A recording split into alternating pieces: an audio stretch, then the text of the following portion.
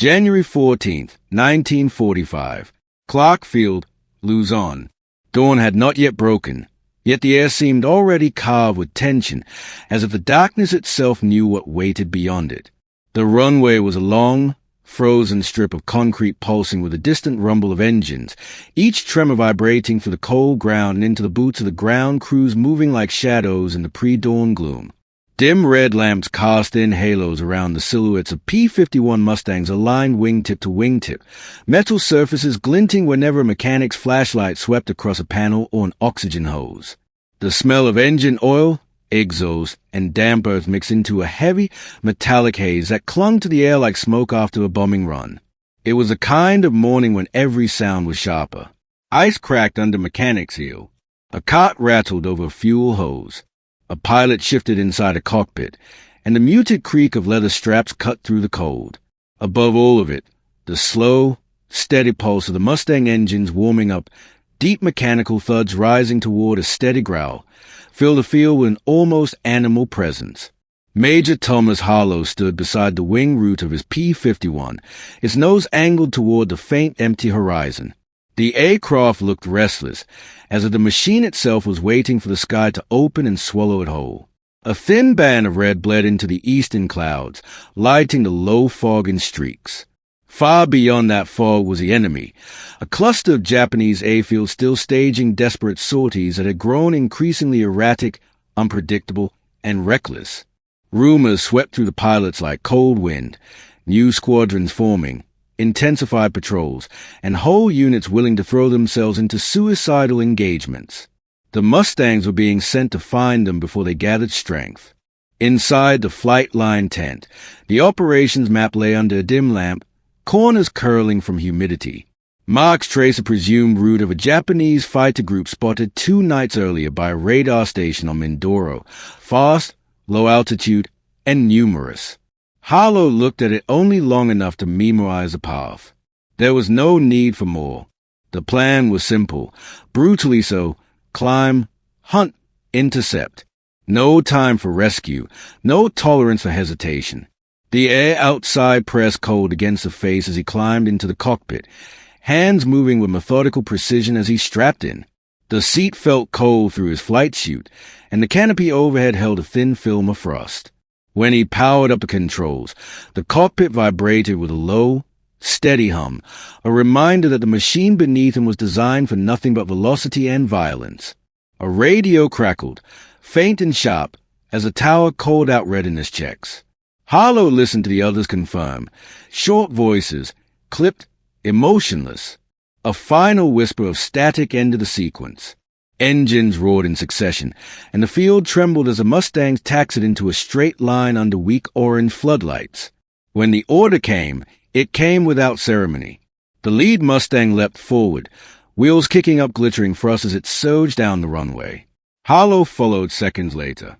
The takeoff roll was smooth but heavy with tension, the engine screaming loud as the aircraft cut through the cold air. The ground dropped away. The sky widened. And then the noise shifted, engine thunder turning into a steady, controlled roar as they climbed through the last layers of fog and into the pale, bruised morning above. As the formation rose, clouds streaked past like white ghosts, and the world below became a patchwork of jungle shadows, river glints, and distant smoke columns rising from scorched rain. The Mustangs held tight formation, metal wings shimmering against the first rays of sun. Frost evaporated from the canopy in thin spirals. Higher still, the cold bit sharper. Oxygen masks tightened. Gauges trembled. The sky thinned into a hard, metallic blue. Then came the first signal, faint, abrupt, and unmistakable. A radar station on the western ridge reported a moving mass of aircraft heading southeast at high speed. The formation was tight, fast, and descending from a higher altitude. Japanese fighters, perhaps dozens of them, pushing toward supply routes with ruthless intent. A quiet tension gripped every pilot.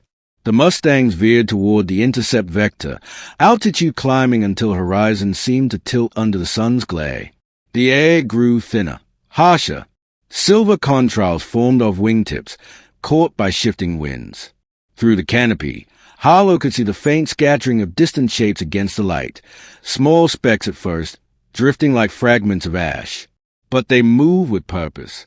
They multiplied. They formed patterns. A Japanese squadron, larger than expected, diving along a route that cut directly across the American patrol line. The Mustangs adjusted positions, their formation tightening into a space-shaped configuration.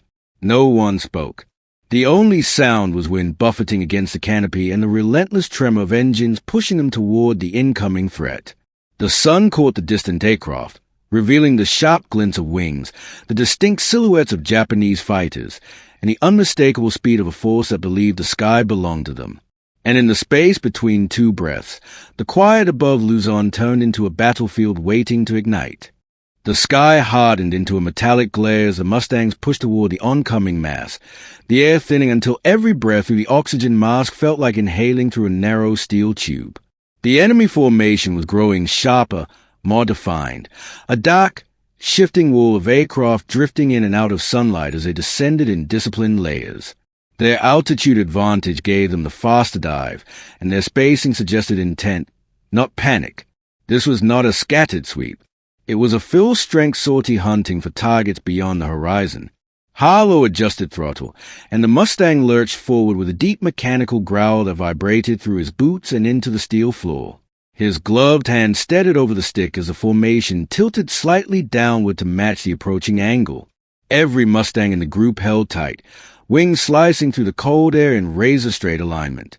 The Japanese aircraft, Ki-84s, Ki-43s, and perhaps others, grew clearer with each passing second.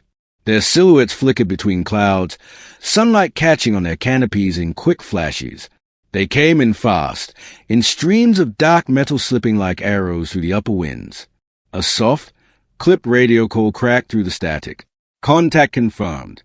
Multiple bandits. High and descending. No other words followed. None were needed. As the Mustang crossed 16,000 feet, turbulence thumped against their fuselages, rattling canopies and shaking instruments. The air up here carried a violent, unpredictable texture. Crosswind snatching at wing roots, invisible pressure shifts tugging at control surfaces. The pilots compensated with minute-precise adjustments, their gloves steady on cold metal as their aircraft knifed through the currents. Below them, the Philippine terrain sprawled in muted greens and dark browns, streaked with rivers that caught morning light like thin silver blades. Smoke rose in distant plumes from burning supply dumps struck overnight. The world beneath felt strangely silent compared to the tightening tension above, where two forces were rushing into a collision neither could now avoid. The Japanese formation widened, spreading into a shallow fan as they prepared for the dive. Several aircraft broke slightly ahead of the main group, speeding forward like scouts testing the air. Their engine sounds were still too distant to hear, but their intent was unmistakable. They were hunting altitude, preparing to strike from above with the momentum of gravity on their side. The Mustangs held steady, climbing just enough to angle themselves into the incoming threat. Their long noses cut clean lines through the sky, their propellers blurring into shimmering disks under the rising sun. The first real moment of danger came in the form of a sudden, sharp shimmer, sunlight glinting off something that wasn't metal. A wingtip flash, a tilt, a shift. One of the Japanese elements had begun to bank. Harlow's eyes narrowed behind his goggles. Another group shifted, and another. They weren't simply descending. They were aligning. The Japanese force were preparing to execute a full, coordinated strike. Altitude drained quickly from the attackers as they dropped through a thin cloud layer, contrails stretching behind them. Their formation tightened into attack lines, rows of fighters angled like spears aimed straight at the Mustang group center. A tactic meant to overwhelm, to punch a hole through a defending formation and scatter it before the main body arrived. The Mustangs didn't scatter. They accelerated. Engines roared in unison, the formation pushing forward with sudden, brutal resolve. Airspeed climbed past 400, forcing the aircraft to vibrate under the strain as wind screamed against every panel and rivet. The shift in velocity disrupted the Japanese timing. Their dive angles changed. Their spacing faltered. Several fighters dipped lower than intended, their silhouettes wobbling as they fought to rue line. Cold air tore past Harlow's canopy as he locked onto the closest squadron. He could see their markings now, bright against dark fuselages, painted symbols that had once dominated the Pacific sky. Their canopies glimmered with the first touch of sunlight. Their propellers carved deep arcs through the air. A radio whisper cut through static. Barely a breath, barely a sentence. Bandits merging. The distance collapsed rapidly. Wind buffeted. Metal shuddered. The horizon tilted slightly under the pressure of the impending collision of speed, altitude, and lethal intent. Harlow's pulse steadied into the rhythm he had learned from years in the cockpit, the calm that arrived just before chaos tore the sky apart. The Japanese executed their final dive. Dozens of aircraft ripped downward in steep, controlled angles, sunlight flashing along their wings as gravity accelerated them into the merge point. Their engines finally broke through the distance, a rising storm of mechanical growls echoing across the upper atmosphere. The Mustangs responded with precision.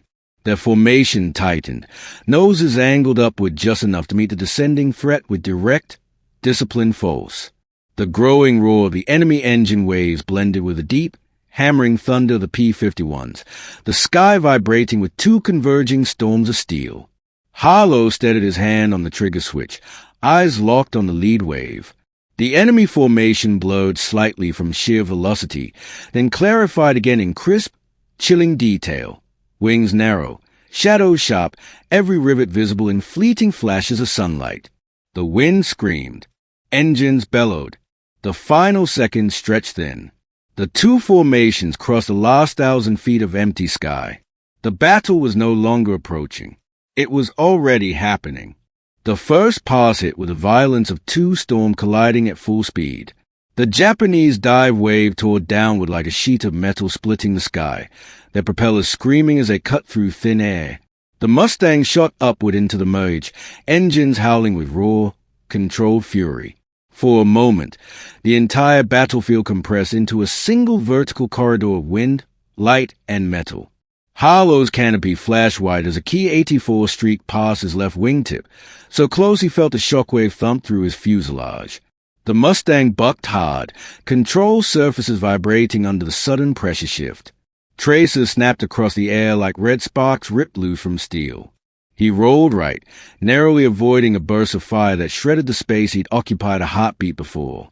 Another Japanese fighter overshot, its dive too steep, its correction too slow.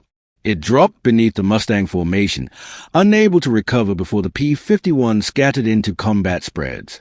Before it could climb again, a Mustang from the outer element snapped into a descending turn, wings shuddering as its guns opened. 6 streams of .50 caliber fire ripped through the Key 84 fuselage, breaking it apart mid-roll. Pieces tumbled away, spinning through the sunlight like burning paper. The sky fractured instantly into dozens of intersecting fights. Metal streaks twisted through the air in violent spirals. Contrails snapped and broke apart. The sharp staccato of heavy machine guns echoed through the upper atmosphere. Wings flashed in and out of clouds as aircraft clawed for position, each pilot pulling his machine through high-G turns sharp enough to make blood feel heavy behind the eyes. Harlow banked hard and pitched upward, skimming under a Japanese fighter as it tried to latch onto another Mustang's tail. The enemy aircraft flashed overhead, and he rolled inverted, tightened his shoulders, and dove after it. The G-force pressed him deep into the seat, vision narrowing slightly as the Mustang dropped into a vertical pursuit. Wind hammered against the canopy as he lined up the shot.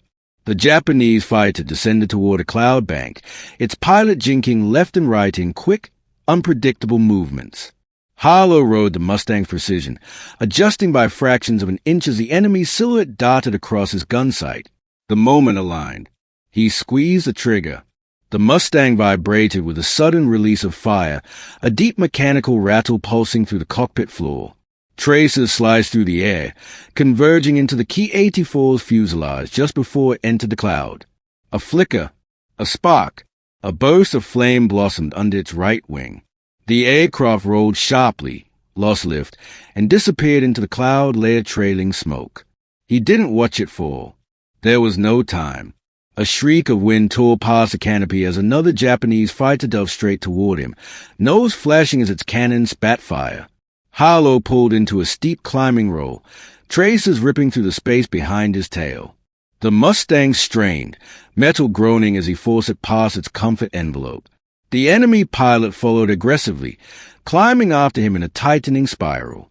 Harlow cut throttle for half a second, just enough for the Mustang to drop slightly. The Japanese fighter overshot, slicing too high. Harlow slammed throttle forward again, the P51 leaping ahead with a violent surge. He rolled upright, pulled the nose up behind the enemy aircraft, and locked the gun sight dead center on its engine cowling. A single 2-second burst tore through it. The fighter snapped sideways, canopy bursting outward as fire bloomed across the fuselage. It tumbled downward in a burning spiral, trailing dark smoke. The radio crackled with tense fragments, positions, warnings, confirmations, but no panic. The Mustangs were cutting through the enemy formation with cold precision, their speed and altitude discipline breaking apart the Japanese attack plan. Every time the enemy tried to regroup, a Mustang dove through their alignment, scattering their attempts at cohesion. Below the melee, several Japanese fighters attempted to pull out of the dogfight and dive toward lower altitude, hoping to use speed to escape. But the Mustangs were already descending after them, their laminar flow wings giving them an edge in controlled dives. One by one, the retreating aircraft were hunted down, their desperate evasive maneuvers carving chaotic trails through the air as the P-51s closed in fast. Yet the danger remained intense. A burst of cannon fire struck close to Harlow's left wing, the shockwave rattling the cockpit violently. He turned sharply, spotting a P-43 maneuvering behind him, its pilot pressing the fragile aircraft harder than it was built to withstand. The enemy's wings fluttered under the strain, but it clung to the Mustang's tail angle, closing the gap inch by inch. Harlow pushed the Mustang into a descending corkscrew, the world spinning as G-force clawed at his lungs. The P-43 followed, forced into a narrowing spiral that strained its A-frame to the limit. The wind howled, the sky rotating in violent blows of white and blue. The Japanese fighter's wings finally began to tremble, the structure clearly overstressed. Harlow cut inside the spiral, looped upward in a sudden reversal, and came out directly behind the struggling P-43. The enemy pilot tried to pull up, but the aircraft was losing integrity.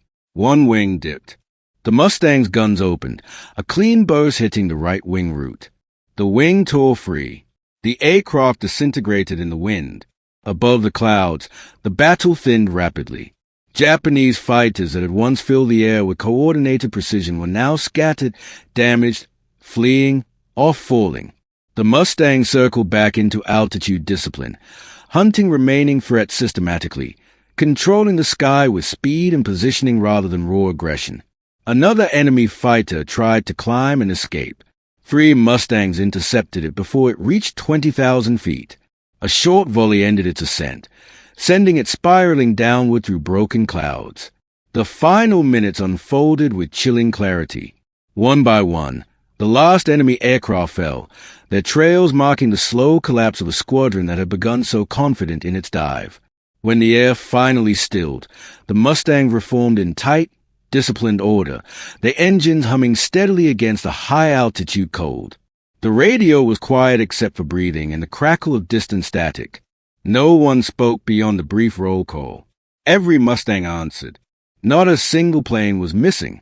The battlefield below remained littered with falling shadows as the Mustang climbed back into the sunlit sky, leaving behind the scattered remains of a squadron that had underestimated the machines, and pilots waiting for them in the upper air. The climb back toward cruising altitude felt strangely heavy, as if the air itself resisted the Mustang's return to calm flight.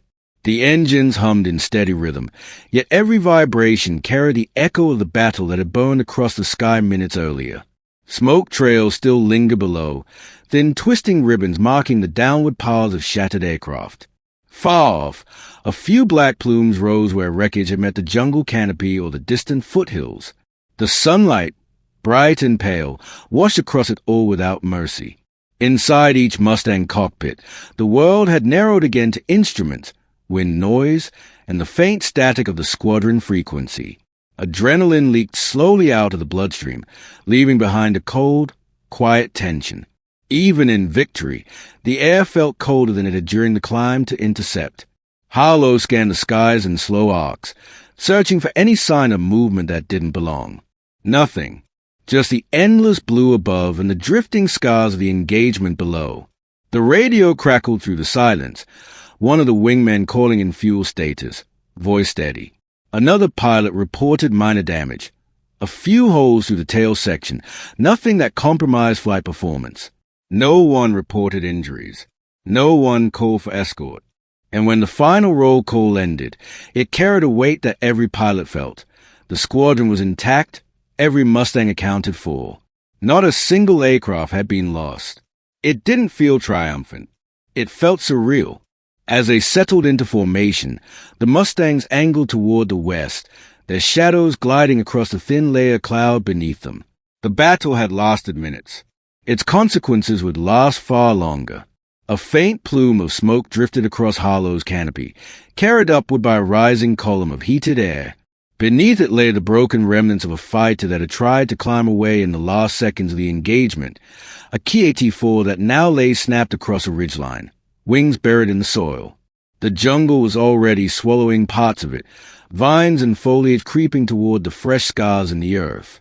War rarely left clean shapes behind. The Mustangs leveled off, engines deepening into a lower, cruising hum. The sound vibrated through the cockpit, a familiar, grounding rhythm. Harlow exhaled slowly, letting the breath fog the inside of his mask before dispersing into cold air. His gloves tightened around the controls as he adjusted trim and checked the gauges again, though he already knew the readings by feel. Habit was the one thing that cut through the aftershock. Below, the terrain shifted from ridges to rolling plains. Smoke from distant artillery drifted upward faintly, bending with the wind. The subtle rumble of explosions reached the altitude in soft, delayed thumps, distant reminders that the war continued everywhere at once, with no pause between engagements.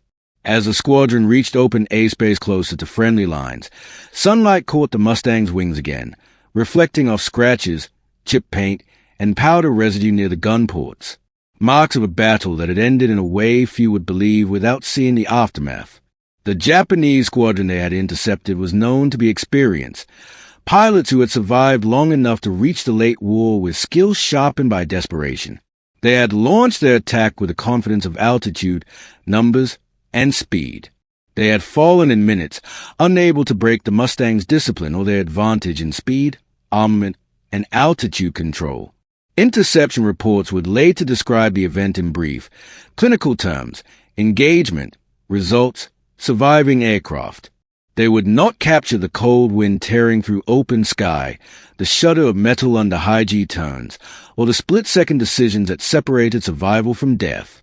They would not capture the moment when entire formations disintegrated under the weight of precision fire. And they would not capture the silence afterward, the uneasy echo in every pilot's mind as they flew back to base carrying both the clarity and the burden of what had happened. The airfield appeared ahead in the distance, a long strip of dull concrete framed by rows of tents, fuel drums, and scattered equipment. As the Mustangs descended, ground crews emerged from the fog-thin morning light, their figures growing clearer with each passing second. The smell of oil and dust reached upward, carried by warm wind from the surface.